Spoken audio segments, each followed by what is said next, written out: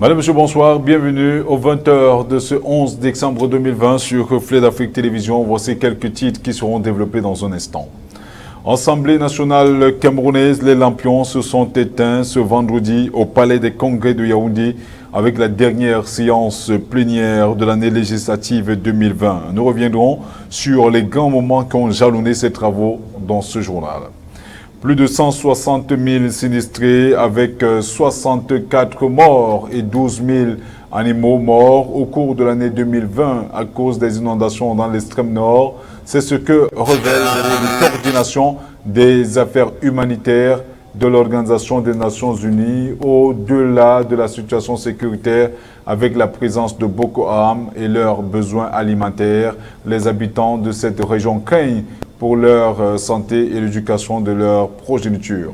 Nous en parlons dans un instant. Tout comme nous reviendrons sur la sortie par la petite porte de Jeanne Mabunda, membre de la coalition de Joseph Kabila, largement majoritaire au Parlement congolais, à l'issue des législatives de 2018 qui a été déchu le 10 décembre dernier de son poste de présidente de l'Assemblée nationale. Madame, Monsieur, voilà pour les titres, les développements dans un instant.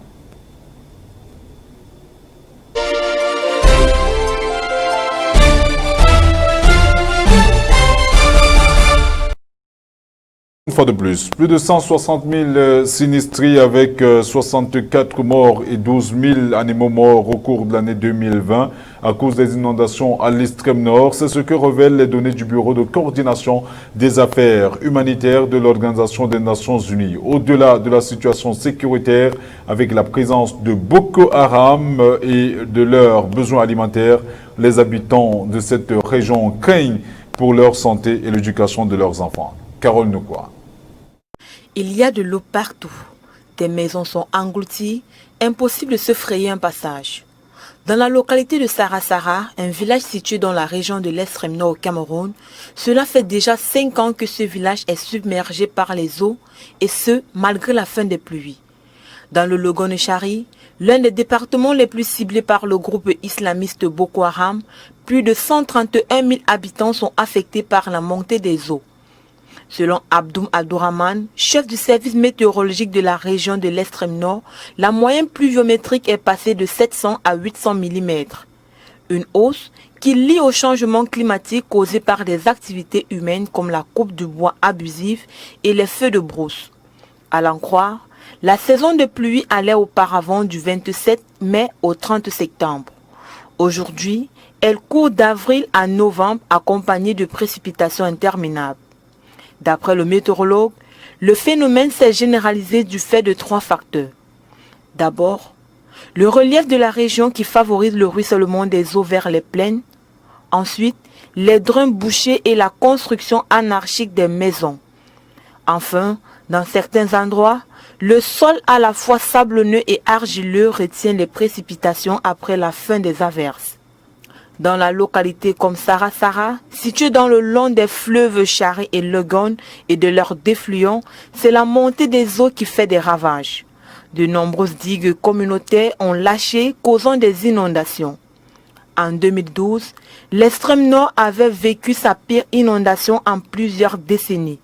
Le président Paul Biya, alors en visite auprès des victimes des inondations, avait promis la construction d'une digue-route de 330 km allant de Gobo jusqu'à Kousséri, ville frontalière du Tchad et chef-lieu du Logon-Chari. 8 ans plus tard, rien n'a été réalisé. Ces 3 derniers mois, les pluies ont détruit 70% des champs de sorgho, de haricots et de riz dans le Logon-Chari. D'après le Bureau de coordination des affaires humanitaires de l'ONU, plus de 120 000 animaux sont morts, ce qui amplifie l'insécurité alimentaire et la malnutrition dans une région considérée comme la plus pauvre du Cameroun. Face à cette situation, de nombreux ONG apportent leur assistance. L'Association française Solidarité Internationale compte proposer une aide multiforme à 500 ménages sinistrés du Logon-Chari. Sensibilisation, cash, coupons alimentaires, kits d'hygiène, appui technique pour la reconstruction des maisons. Face au manque de financement, l'ONG travaille avec les relais communautaires pour sélectionner les plus nécessiteux. Sur la centaine de villages que comptent les deux communes ciblées Zina et Logan-Birni, seuls 9 ont été retenus. Tenant compte des risques immédiats, les besoins prioritaires identifiés sont la santé, l'eau et assainissement, les abris et les biens de première nécessité. Dans le but de mener des travaux dans le plus grand poste de transformation de la ville de Douala, poumon économique du Cameroun, les 12, 13 et 14 décembre 2020, par la société Sonatrel et Neo, l'opérateur historique en charge de la distribution de l'énergie électrique au Cameroun, informe les populations que les travaux vont entraîner une perturbation du service dans la nuit de vendredi à samedi et ce jusqu'au lundi 14 décembre 2020.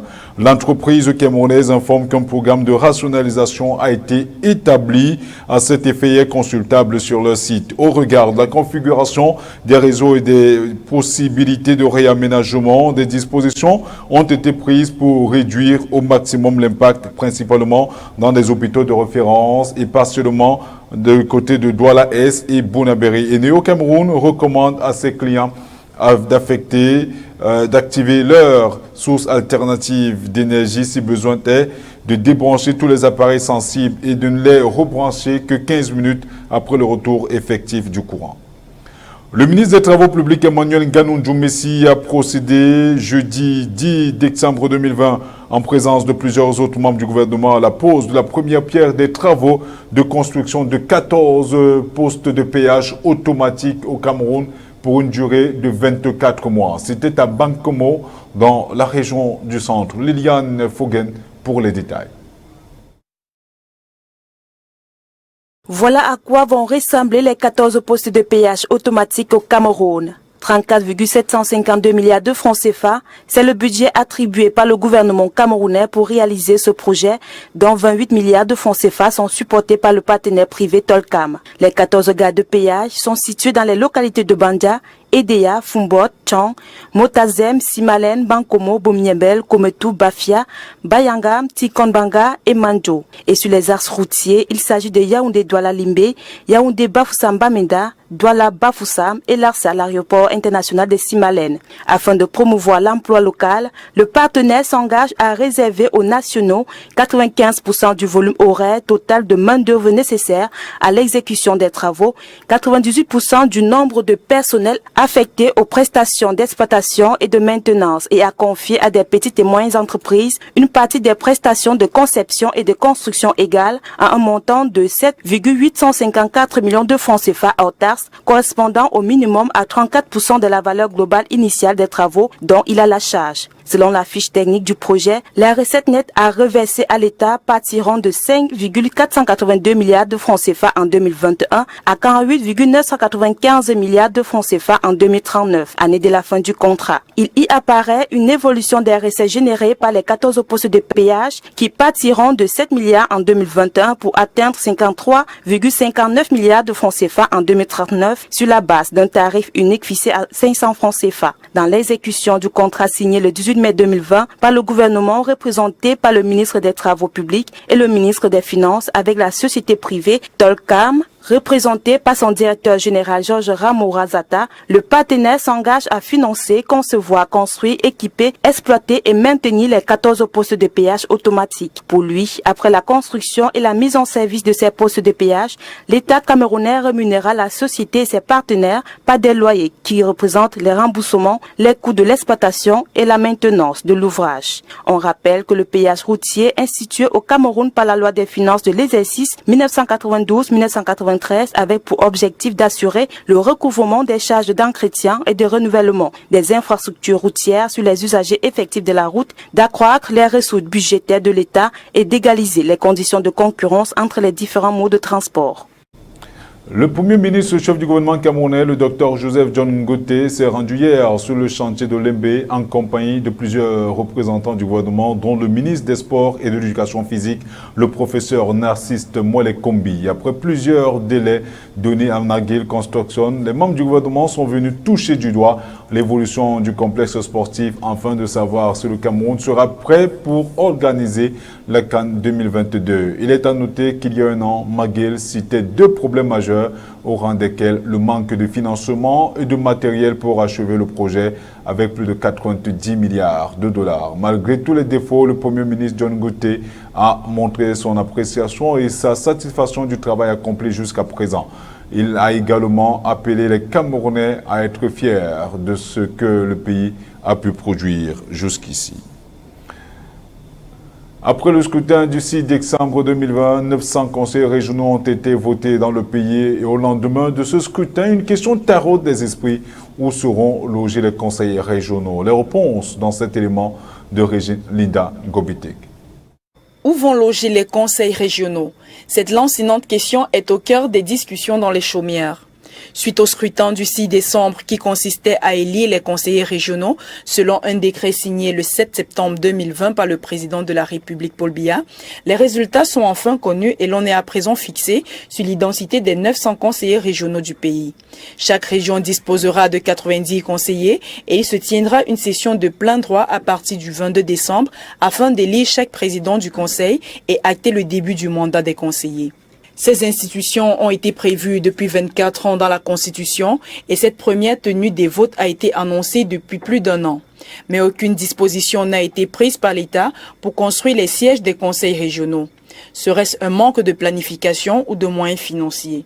Si les autorités administratives du littoral ont déjà choisi la sous-préfecture de Douala-Premier comme siège du conseil, qu'en est-il des autres régions? Des sources indiquent que l'État va redéployer plusieurs administrations vers d'autres bâtiments administratifs des régions afin de faire place aux conseils régionaux. Un redéploiement, croit-on, nécessitera des moyens financiers et logistiques supplémentaires pour l'État. Pour l'instant, les conseils régionaux devront utiliser les locaux administratifs avant que l'État ou les régions elles-mêmes ne se dotent de leur propre siège. Assemblée nationale camerounaise, les lampions se sont éteints ce vendredi au Palais des Congrès de Yaoundé avec la dernière séance plénière de l'année législative 2020. Entamée le jeudi 12 novembre dernier, la 3e session ordinaire de l'année législative 2020 s'est achevée sur une note d'espoir. Le président de la Chambre basse du Parlement camerounais, l'honorable Cavaillé Yégué Djibril, a, au cours de son allocution, dressé le bilan d'1 mois d'intenses travaux soldés, notamment avec l'examen et l'adoption de la loi de finances 2021, l'adoption de certains projets de loi et l'activité des réseaux parlementaires. Cette session de novembre 2020 a été marquée le 9 novembre dernier par la cérémonie officielle de présentation de l'orthodoxie des discours du président du Parlement. Nous reviendrons sur cette information dans nos prochaines éditions. Soulignons également que le prochain rendez-vous a été pris pour le mois de mars pour ce qui est la première session ordinaire de l'année législative 2021.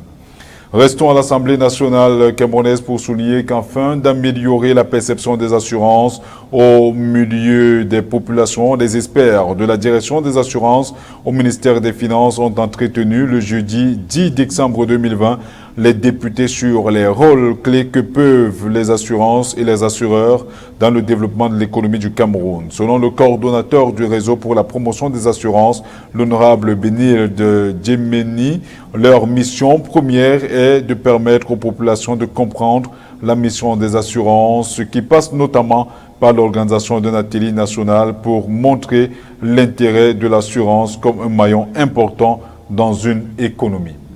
Le président régional du Social Democratic Front pour le littoral, l'honorable Jean-Michel Nitieu, a rendu public le 2 décembre 2020 une série de dénonciations à l'encontre du ministre de la Santé publique camerounais Manaouda Malachi, des accusations que le patron de la santé camerounaise déclare tout simplement mensongères. Reportage. La surfacturation, la corruption et le conflit d'intérêts au sein du ministère de la Santé sont des accusations principales faites par l'honorable Jean-Michel Nitieu, député du Social Democratic Front. Cette déclaration a été faite dans un communiqué rendu public le 2 décembre 2020. Alors que les autorités annoncent la résurgence de la COVID-19 au Cameroun, le sujet qui préoccupe le député du Vouri-Est est la gestion des fonds alloués à la riposte de cette pandémie qui s'élève à la somme de 180 milliards de francs CFA.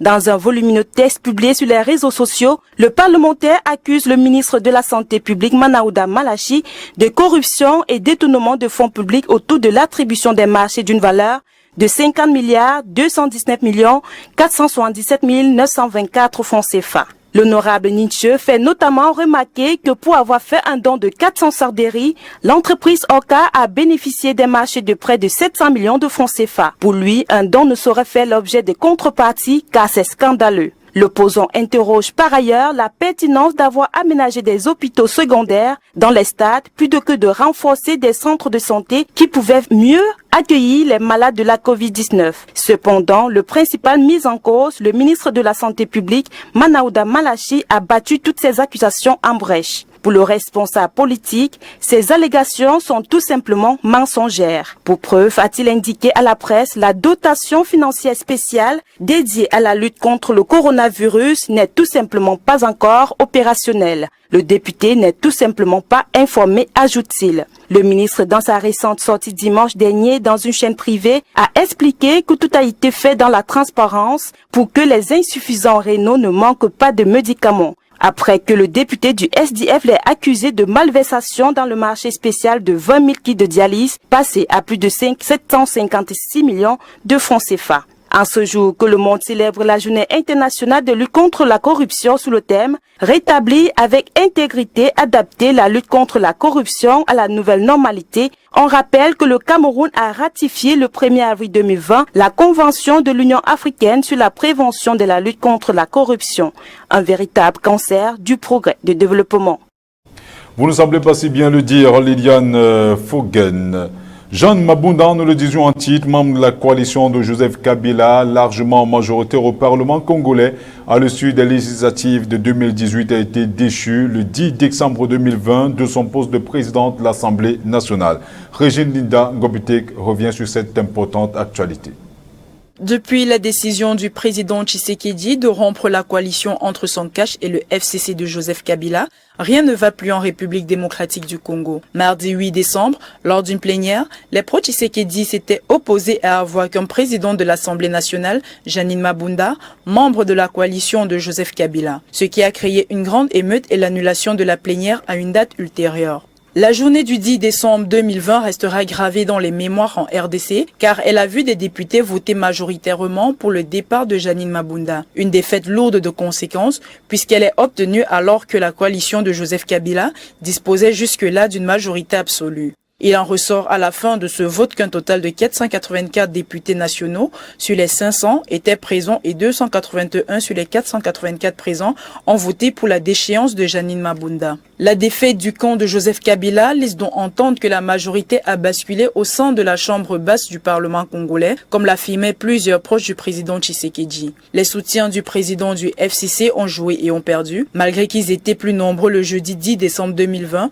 que lors de la plénière du 8 décembre. Après avoir critiqué la manière dont s'est faite la mise en place du bureau provisoire, ils ont décidé de livrer cette bataille des urnes qui finalement leur a été fatale. Ils espéraient pouvoir démontrer qu'avec ce vote, la majorité parlementaire était encore entre leurs mains. Selon les sources proches du bureau d'âge dirigé par le doyen Bozo, l'élection du nouveau bureau de la chambre basse du Parlement interviendra avant la clôture de la session de septembre prévue le 15 décembre pour permettre au président de la République de tenir son discours sur l'état de la nation devant les deux chambres réunies en congrès. Pour l'heure, le plus dur pour le fils de l'opposant historique reste le partage du pouvoir avec ses nouveaux alliés qui l'ont aidé à requalifier la nouvelle majorité. Les dissidents du Front commun pour le Congo, sans oublier l'Union pour la nation congolaise qui reste dans le cache, cap pour le changement.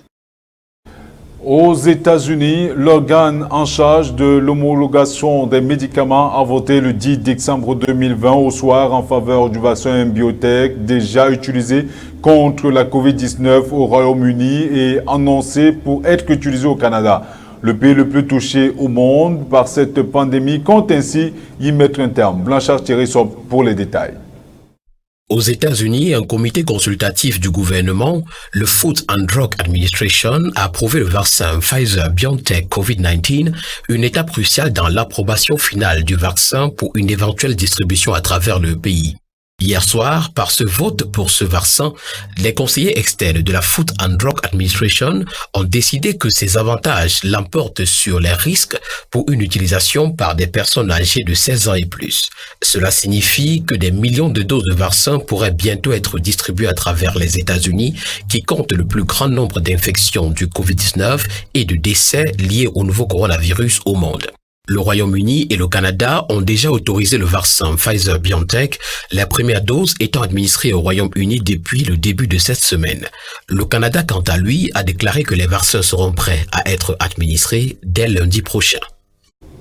Championnat des jeunes 2020-2021 au Cameroun, dans un communiqué signé le 9 décembre 2020 par le secrétaire général de la Ligue de football des jeunes du Cameroun, Michel Karam. Il est porté à la connaissance de tous les clubs qualifiés pour le championnat des jeunes 2020-2021 que le lancement officiel aura lieu le dimanche 20 décembre 2020 au stade annexe au MISPORT de Yaoundé. Il faut également noter que toutes les premières journées se disputeront ce même jour à travers le territoire national. Madame, Monsieur, c'est sur cette note de sport que nous mettons définitivement un terme à ce journal. Merci de l'avoir écouté. Donnons-nous rendez-vous quand il sera exactement 20 h demain. Mais déjà, bon début de week-end à tous et à toutes. Bonsoir.